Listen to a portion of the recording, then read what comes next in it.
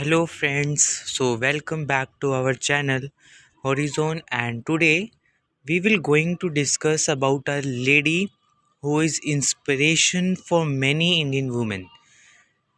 I am talking about Savitribai Jyotirao Phule, a life of a best ever germ of every Indian woman. So let's start. There is no better way to pay tribute to the supreme name Savitribai Phule other than declaring her birthday as Women's Day of India. India observed the 180th birth anniversary of one such feminist on Jan 3rd, Savitribai Phule. She not only fought for the right of education but for the right of dignity for widows, unwed mothers, and women with unwanted pregnancies. In the 19th century, her work was revolutionary. Savitribai Phule, the Supreme Lady, was fought against the totalitarianism of caste and other social evils in the India. Savitribai Phule, who dared to pursue the noble profession of teaching in the Dark Age and became the first lady teacher in the India. This is the supreme name who started first school for females in India. So here is a brief story about Savitribai Phule. So Savitribai lived under the British Raj and along with her husband Jyotirao Phule was one of the most prominent social reformists between 1847 and her death in 1897. As she was the tradition in those days, Savitribai married Jyotirao when she was 9 and he is 13.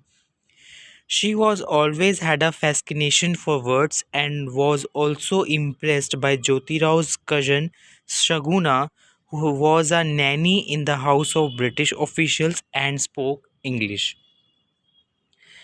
At 16, Savitribai joined Shaguna and sparked revolution by setting up a school for young people of the lower caste and economic classes. This is on those days were taboo. Stories suggested that Orthodox Hindu men of the upper classes attacked Savitribai whenever she visited her school. Sometimes they abused her verbally, and at other times they pelleted her with cow dung, rotten vegetables, and stones. But Savitri's determination never wavered. With her husband's help, she set up five other schools and by the age of 19 was an accomplishment teacher herself. Savitribai led the battle for women's liberation along several other fronts. As a young wife, she saw that several women her own age were already widowed. Some of them were forced to sacrifice their lives at their husband's plea, which is we known as sati, and others were condemned to a life of seclusion. Savitribai joined social reformists of her time and worked to efface the stigma against these women and to incorporate them into society. With her husband, she ran a home for pregnant widows and orphan children and took personal care of the destitute women with who took refuge in that home.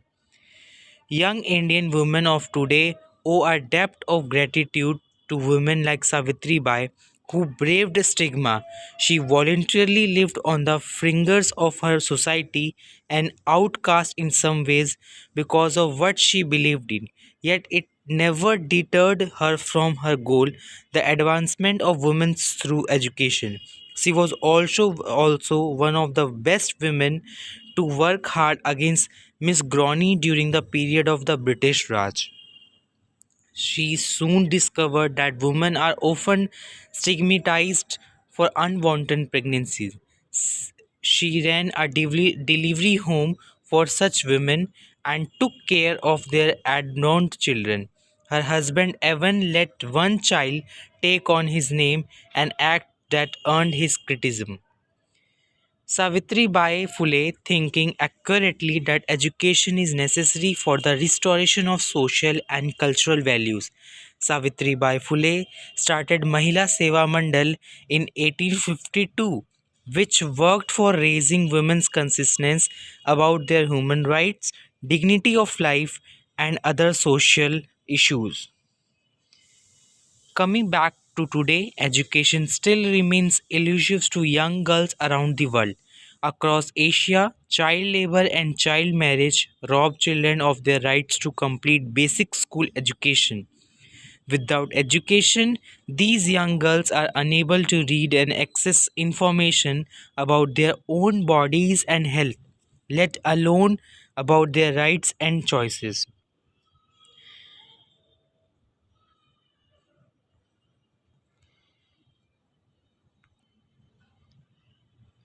Savitribai was a soldier of reform and she died taking care of women affected by an epidemic of plague.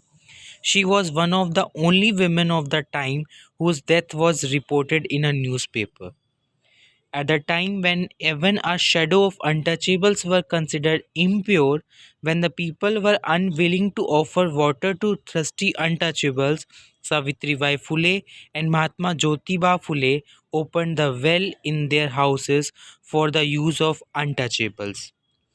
While there are several attempts at providing illiterate women information in simplified forms, there is nothing like sending a girl to school and helping her develop the skills to think and form opinions of her own. What we need is for women to come together as a fighting tribute to the Savitri Bais of yesterday years and support education among women. After all, there is only one way to combat misogyny and stigma education. But to achieve that, we first need to protest the stigma against educating young girls. Let's pray, tribute the Supreme Lady by recognizing her birthday to be the Women's Day of India. Thanks a lot.